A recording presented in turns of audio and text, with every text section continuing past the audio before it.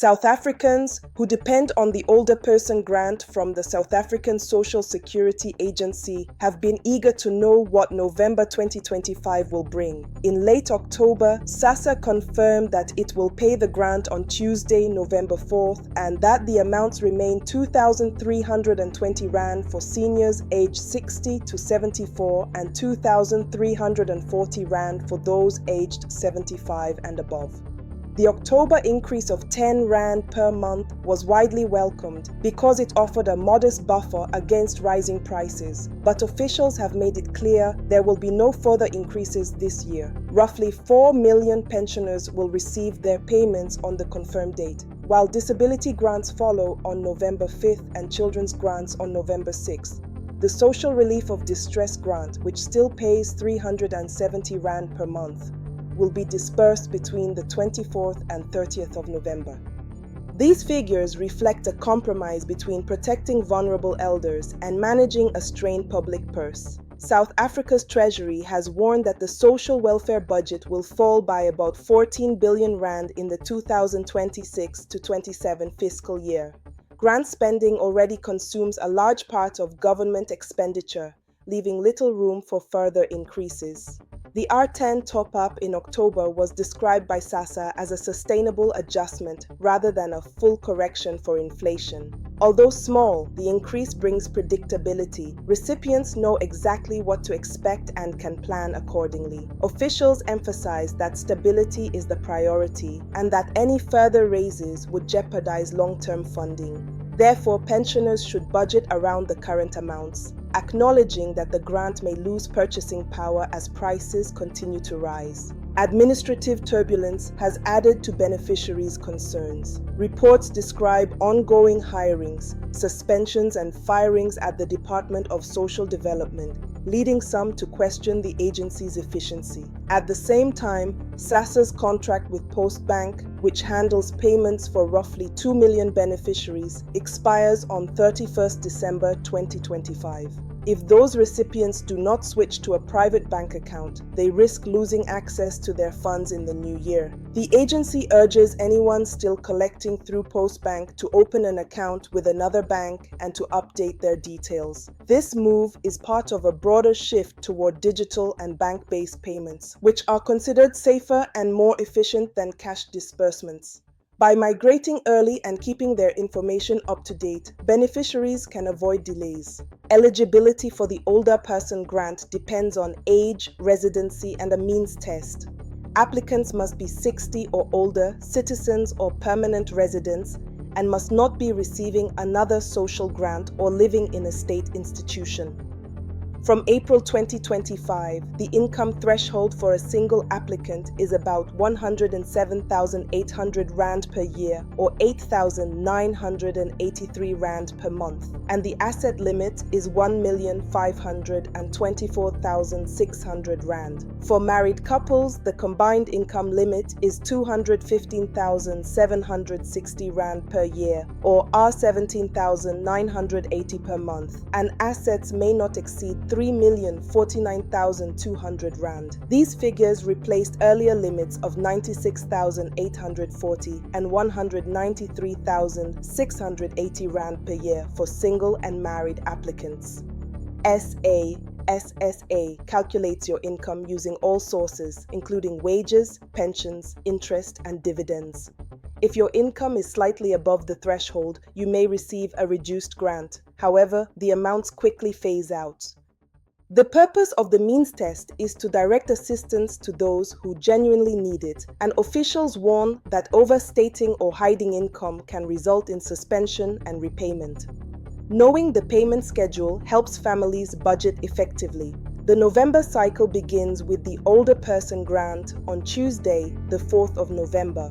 Disability grants are paid on Wednesday, 5th of November, and the children's grant and other support on Thursday, 6th of November. The SRD payment runs from 24th to 30th November. After November, the remaining payment dates for the financial year are Tuesday, 2nd December 2025, Tuesday, 6th January 2026, Tuesday, 3rd February 2026, and Tuesday, 3rd of March 2026. Remember that SASSA may change these dates because of public holidays or technical issues, so it's wise to confirm close to the time. Those who have cleared a review should ask SASSA for the exact date of their additional Friday payment.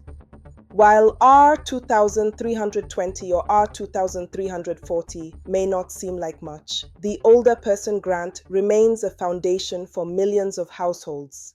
Economic analysts note that social grants circulate through local economies, supporting small businesses and helping to pay for food, medication, and transport. In rural areas, pensions are often the only reliable cash income. Although the grant does not fully offset rising prices, it offers stability and dignity to elders who have few other means of support.